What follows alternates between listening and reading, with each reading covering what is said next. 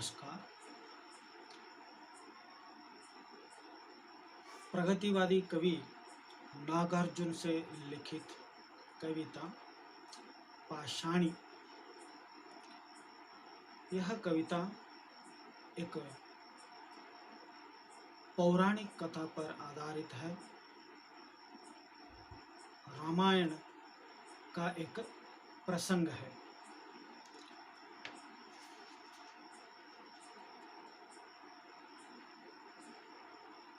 पौराणिक आख्यान है कि महर्षि गौतम की पत्नी अहल्या अपने सौंदर्य के कारण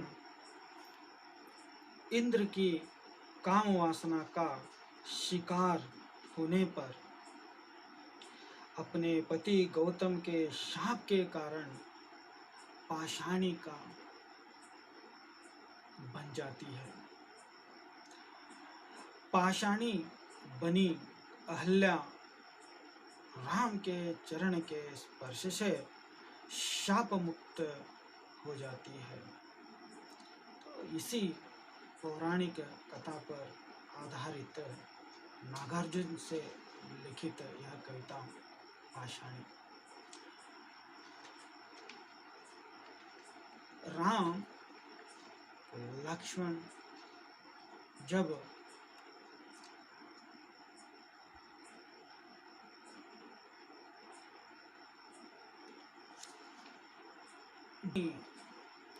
के कहने पर जब अयोध्या में यज्ञ चल रहा था, दशरथ अयोध्या के शांति सुख के लिए यज्ञ कर रहे थे। उस यज्ञ में राक्षस बाधा डाल रहे थे।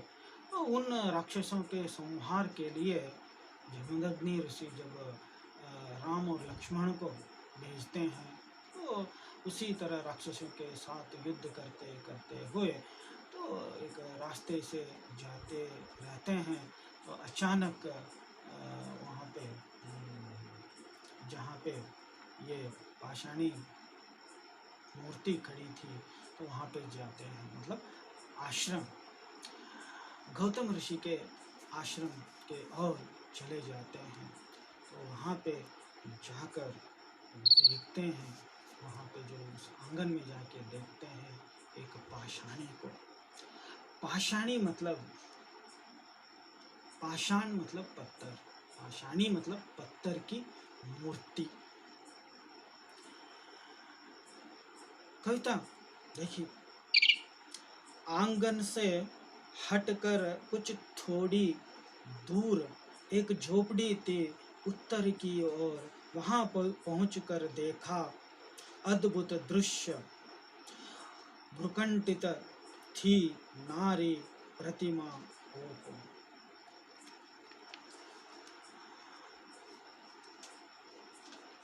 जब राम और लक्ष्मण दोनों उस रास्ते से जाते हैं जहाँ पे गौतम ऋषि का आश्रम रहता है, तो उस आश्रम के आंगन में देखते हैं उस आंगन में एक अद्भुत नजारा। थोड़ी दूर एक झोपड़ी थी उत्तर की ओर। उस झोपड़ी के उत्तर की ओर ये दोनों पहुंच जाते हैं। वहां पे जाके देखते हैं एक अद्भुत दृश्य।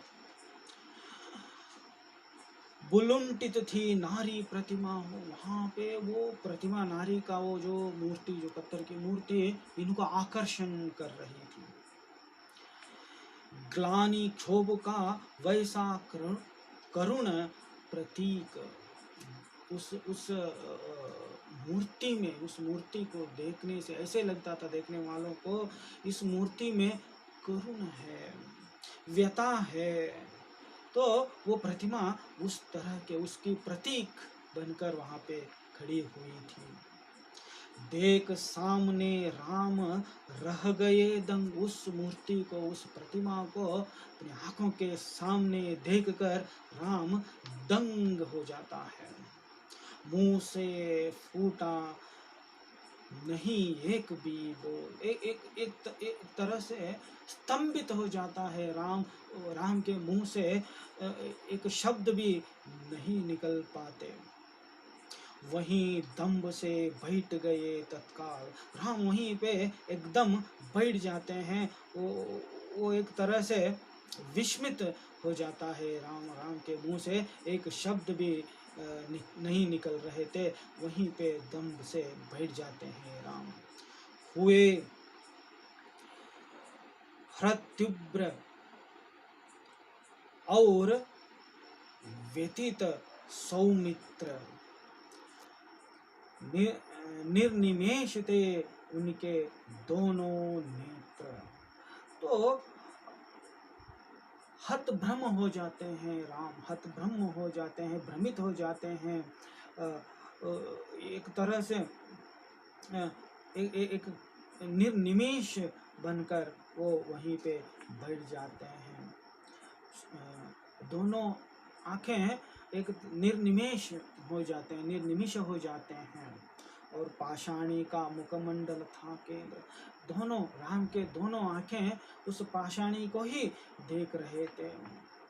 इस प्रकार अवलोकन में कुछ काल बीता। तो इसी तरह राम देखते रहे थे, उस मूर्ति को देख रहे थे, अवलोकित कर रहे थे। कुछ क्षण बीत जाते हैं।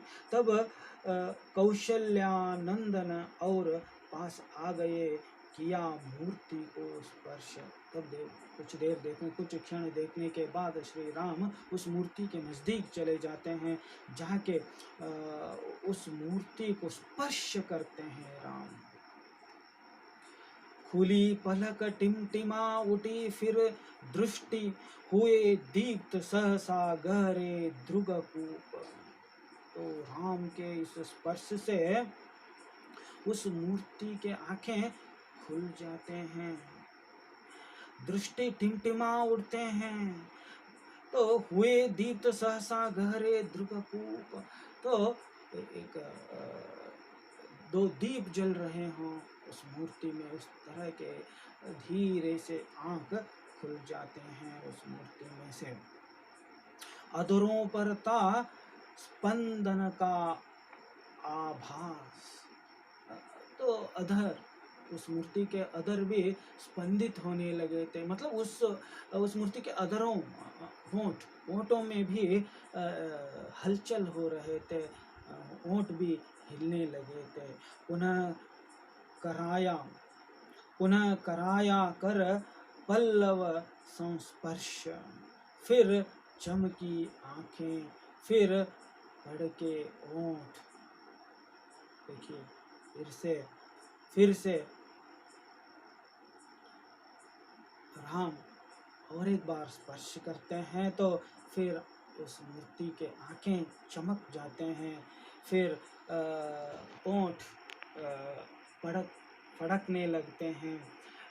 तो एक तरह से पाषाणी में किया प्राण संचार।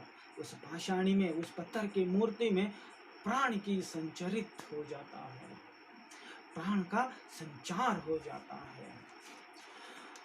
और वो पाषाणी बात करने लगती है। तो पूछती है, राम से पूछती है, कौन देव तुम मेरे हृदय आधार, कौन है तुम, कौन हो तुम? मेरे इस देह में, इस पत्थर सी बनी हुई इस मूर्ति में प्राण डालने वाले तुम कौन हो? इस बंद हुआ, मतलब धड़कना बंद हुआ इस हृदय में फिर से धड़कने वाले, फिर से दिल को धड़काने वाले देव तुम कौन हो? सुनती हूँ कहता अमरत्व प्रदान, घन श्याम बतलाओ तुम हो कौन? सुनती हूँ करता अमरत्व प्रदान। तो मुझे सुनाई भी दे रही, दिखाई भी दे रही है, मैं फिर से जीवित हो चुकी हूँ, मृतक सी पड़ी हुई मैं फिर से जीवित हो चुकी हूँ, ऐसे लगता है मुझे। अब तुम अमरत्व ही प्रदान कर दिए हो। तुम घनश्याम, मतलब काले रंग वाले हे देव, हे मनुष्य, बतलाओ तुम हो कौन, हे व्यक्ति तुम बतलाओ तुम हो कौन। तो इस तरह वो पाषाणी अहल्या पूछती है। पाषाणी में डाल दिए हैं प्राण, राम पाषाणी में उस प्राण डाल दिए हैं। तो अब अहल्या नजर आ रही है वहां पे। कहा राम से होकर परम विनीत, कौशलेश दशरथ के हम है पुत्र। तो बात करने वाले उस मूर्ति को देखते हुए, अहल्या को देखते हुए, तो अहल्या के उन प्रश्नों के उत्तर देते हुए श्री राम कहता है, मैं कौशलेश दशरथ के पुत्र हूँ। मैं दशरथ, अयोध्या के दशरथ राजा के पुत्र हूँ। राम लखन से साधारण है नाम, मैं राम हूँ, ये मेरा भाई लक्ष्मण है। तो ये अपने अपने नाम बताकर, दोनों का नाम बताकर राम परिचय कराता है उस अहल्या से। किया राक्षसों ने भीषण उत्पात, पूर्णाहुति तक पहुँच न पाए यज्ञ। उन दुष्टों का ही करने संहार, महाराज से हमको लाए मांग। गाधी पुत्र कौशिक मुनि विश्वामित्र। तो कौशिक मुनि विश्वामित्र जब यज्ञ कर रहे थे वहाँ पे अयोध्या में, उस यज्ञ में दुष्ट राक्षस बाधा पहुंचा रहे थे। तो उन्हीं दुष्ट राक्षसों के संहार करने के लिए हम यहाँ पे आए थे, और उनका पूर्णाहुति होने तक हम उनके साथ युद्ध करेंगे और उनको संपूर्ण रूप में नाश करेंगे। तो इसीलिए हम आए हैं। तो इस तरह आने का कारण बताते हैं राम उस पाषाणी के सामने, मतलब अहल्या के सामने। देवी हमारा 10वां दिन है। अब यहाँ पे जब आए हैं, ये 10वां दिन है। आज इस कुटीर में, आज हम 10वां दिन हुआ, आज इस कुटीर में 10वें दिन पे हम आ गए हैं। हुई आप प्रकृतिस्थ अहो भाग्य, मैं किंतु पूछ लूं नाम। तो आप तो प्रकृतिस्थ हुई थी, आप तो पत्थर बन गई थी। ये कैसी भाग्य है आपकी? ये क्यों हुआ है, कैसे हुआ, मैं पूछ सकता हूँ आपसे? तो इस तरह राम अहल्या से पूछते हैं, गोत्र क्या है और कुछ कैसा यह अभिशाप, ये पत्थर बनने के अभिशाप कैसे आपको मिला, कौन दिया, ऐसे क्यों हुआ, कैसे हुआ? तो इस तरह के प्रश्न पूछते हैं अहल्या से। तो कुछ कारण, क्या कारण है इसके लिए, ये पूछते हैं राम अहल्या से। तो अहल्या कहती है, गौतम दार अहल्या मेरा नाम। गौतम ऋषि के पत्नी हूँ मैं, मेरा नाम है अहल्या। यहाँ कहीं होंगे मुनि भी है राम। तो मेरे पति गौतम ऋषि यहीं कहीं होंगे राम, यहीं कहीं होंगे। तो दिया उन्होंने मुझको यह अभिशाप, उन्होंने ही मुझे यह अभिशाप दिया है, पाषाणी बनने का श्राप उन्होंने ही मुझे दिया है। पर नर दूषित पुंचली तेरी देह हो जाए निस्पंद पुलिस पाषाण। पर नर दूषित, तो नर दूषित यह शरीर, शापग्रस्त यह शरीर, पुंचली तेरी देह हो जाए निस्पंद पुलिस पाषाण। तो इस तरह मुझे श्राप दिए थे। गौतम ऋषि मेरे पति मुझे इस तरह की शाप दिए थे। किस तरह के? नर दूषित पुंचिली तेरी देह हो जाए निस्पंद कुलीश पाषाण, कह के मुझे पाषाणी बना दिए थे। इस तरह के शाप देके। किंतु वत्स तेरे सिर पर रख हाथ, सत्य सत्य कहती हूँ परमोदार, परमोद्धार, मैं सत्य कह रही हूँ। तुम्हारे सिर पर हाथ रख कर मैं कह रही हूँ, तुम मुझे उद्धार करने वाले हो। तुम्हारे सर पर हाथ रख कर कह रही हूँ हे राम। पाशाणी कह रही है, अहल्या कह रही है, राम से कह रही है, मैं सत्य कहती हूँ, तुम्हारे सर पर हाथ रख कर कह रही हूँ। साक्षी पृथ्वी, साक्षी है आकाश, मैं तुम्हारे सर पर हाथ रख कर कह रही हूँ। इस पृथ्वी को साक्षी मानते हुए, इस आकाश को साक्षी मानते हुए, हुई नहीं संपृक्त किसी के साथ अभी अहल्या अपने पति को छोड़। संस्पृक्त, संस्पृक्त मतलब पराये मर्दों के साथ रिश्ता जोड़ना, मतलब काम लीलाएं करना कह सकते हैं। संस्कृत का अर्थ ये होगा। तो वो अहल्या कहते नहीं, इस पृथ्वी को साक्षी मानते हुए, आकाश को साक्षी मानते हुए मैं कह रही हूँ, मैं मेरे पति गौतम ऋषि को छोड़कर अन्य किसी मर्द के साथ, किसी के साथ मैं इस तरह के संस्पृक्त नहीं हुई,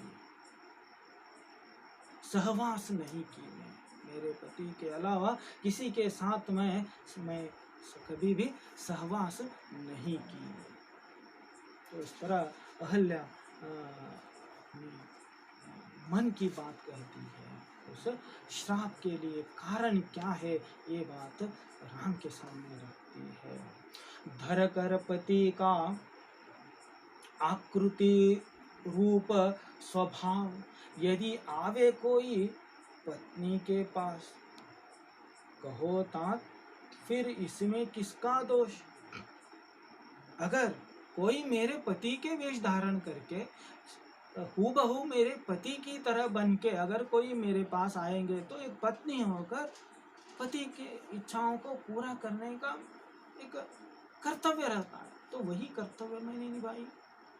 तो आने वाला मेरे पति के रूप धारण करके आने वाला कोई और है, मुझे कैसे पता चलता है। तो देवेंद्र मेरे पति के वेश धारण करके आए थे, तो मैं उसी को मेरे पति मानकर मैं उसके संपर्क में आ चुकी थी, और मेरे पति आके यह श्राप दे देते हैं। तो इसमें क्या मेरा दोष है। फिर भी किया नहीं मैंने प्रतिवाद, रोष गरल की भांति हो गया व्याप्त। फिर भी देख, मेरे पति आ गए, दोनों को देखे और बहुत गुस्से में आ जाते हैं, फिर भी मैं कोई प्रतिरोध नहीं किया उनको। प्रबल ताप से लहू बन गया बर्फ, एंटी जिह्वा वाक्य हो गए बंद, चेष्टाएं भी रह न सकी अनिरुद्ध, धराशायिनी बनी वत्स मैं अंत। तो कहती है, तब गुस्से में आकर मेरे पति उस दृश्य को देखकर गुस्से में आकर मेरे पति मुझे इस तरह के श्राप देते हैं।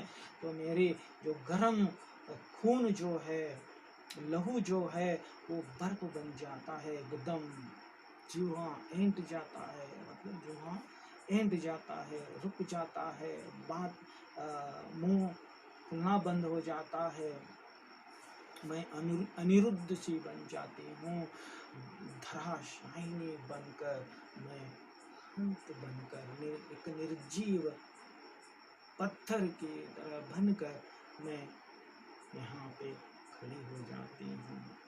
भग्न दीपिका सूखी भांति और चिर अवहेलित कुटिया निर्जन प्रांत स्नेह दान का यह अद्भुत वृत्तांत सुन सुन पुलकित होगा सारा विश्व।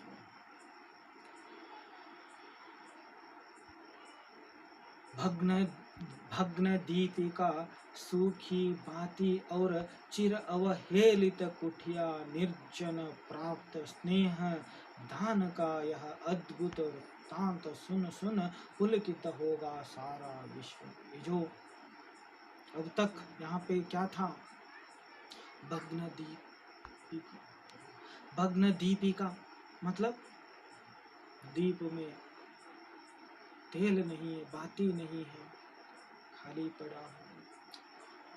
सूखी बाती सूख कर पड़ी है। एक चिर अवहेलित कुटिया, यत्र तत्र बिना नारी का घर, बिना नारी का कुटिया किस तरह रहता है, तो उस हालत में रहने वाला यह कुटिया निर्जन, वहाँ पे निर्जन था, वो कोई नहीं थे, तो सर्वत्र अस्त व्यस्त सा पड़ा हुआ था। तो ऐसे जगह वो जो जगह है वो इस वृत्तांत को सुन रहा था। ये वहाँ पे पड़े हुए सारे वस्तु इस वृत्तांत को सुन रहे थे। तो सिर्फ वो जगह ही नहीं, पूरा का पूरा विश्व ही इस वृत्तांत को सुनकर पुलकित हो जाएगा। देखिए, पाषाणी में फिर से प्राण आना, तो ये एक तरह का विस्मयकारी घटना ही है। तो अपने आप को धन्य मानती है राम के स्पर्श करके पाषाणी बनी हुई अहल्या, कहती है जय जय कौशल्या नंदन राम, पाषाणी करती है तुम्हें प्रणाम। कहती है अहल्या, पाषाणी तुम्हें प्रणाम करती है, कौशल्यानंदन राम तुम्हें जय हो। लिए अहल्या ने दोनों कर जोड़, उठ न सके इतनी दुर्बल थी, किंतु लगा प्रवाहित होने अश्रु प्रवाह। तो इस तरह कहते हुए वो उठने की कोशिश करती है, तो उठ नहीं सकती, उसका पूरा का पूरा शरीर दुर्बल हुआ रहता है। दुर्बल थी, बहुत ही दुर्बल बन गई थी वो, लेकिन उसके आंखों से आंसू प्रवाह की तरह बह रहे थे। नहीं हुई थी अम्ब आप पाषाण, नहीं हुई थी अम्ब आप निष्प्राण, नहीं अंतस तलीला मरुभूमि सदृश्य आप भी रही चेतना पूर्ण। हम कहता है नहीं नहीं नहीं, तो उसमें अहल्या में विश्वास जगाने के लिए, विश्वास जागृत करने के लिए, आत्मशक्ति बढ़ाने के लिए राम उनको कहते हैं, अहल्या को कहते हैं नहीं हुई थी अम्बा। अम्बा मतलब माँ, तुम पाषाणी नहीं हुई थी, पाषाणी नहीं बनी थी, निष्प्राण नहीं हुई थी तुम, अंतःसलीला नहीं हुई थी, तुम्हारा शरीर मरुभूमि जैसे नहीं बना था, चेतना पूर्ण ही रही थी तुम। ए माँ, तुम चेतना पूर्ण थी, तुम चेतन विहीन नहीं थी, तुम्हारे अंदर प्राण था। उसी समय हो गया मुझे विश्वास, प्रतिमा है यह नहीं इतर सामान्य। मुझे जब मैं पहली बार देखा की तरफ, तो मुझे उसी वक्त यह अंदाजा लग गया था कि ये पाषाणी नहीं है, ये तो कुछ अलग तरह का ही है, असामान्य है ये तो सिर्फ पत्थर की मूर्ति नहीं है, एक असामान्य, एक अद्भुत है ये। मुझे आते ही देखते ही लगा था। तो इस तरह राम कहता है। अब निश्चिंत है पति का अनुचित शाप, हम आप में हो न सका संक्राम। तो देखिए, अब निश्चित है पति का अनुचित शाप, वो कहते हैं तो हो गया, अब शाप से मुक्ति मिल गई आपको। वो तो अनुचित था, तो ठीक नहीं था, आपके पति के दिए हुए वो शाप जो है वो ठीक नहीं था, इसीलिए उससे अब मुक्ति पा चुकी है आप। तो अब निश्चिंत रहिए। अम्ब मतलब माँ, आप में हो न सका संक्रांत, आप में वो श्राप अभिशाप बन के आप में संक्रमित नहीं हो पाई थी, पूरी तरह अभिशप्त नहीं हुई थी, आप उस श्राप से ग्रसित नहीं हुई थी, क्योंकि आप में वो सच्चाई थी। तो कैसे छुए किसी को कोई शाप, किया नहीं जब सपने में भी पाप। तो किसी को कोई श्राप कैसे छू सकता है? सपने में भी पाप न करने वाले को कैसे श्राप छू सकता है? आप तो सपने में भी इस तरह के सोच नहीं सकते। माँ, आपको वो श्राप कैसे छू सकता है? नहीं, तो कुछ एक वहम था शायद आपका, तो वैसे आप खड़ी थे, तो मेरे स्पर्श से वो वहम भी आपसे टूट गया। तो इस तरह से श्री राम कहते हैं, जो सत्य निष्ठा कोई कुछ नहीं कर सकते हैं। इस तरह से